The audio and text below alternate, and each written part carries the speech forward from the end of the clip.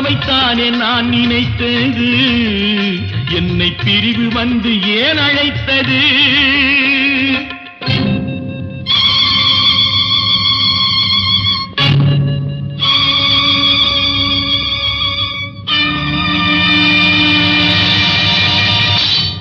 எழுதுங்கள் என் கல்லறையில் அவள் இரக்கமில்லாதவள் என்று, பாடுங்கள் என் கல்லறையில் இவன் பைத்தியக்காரன் என்று.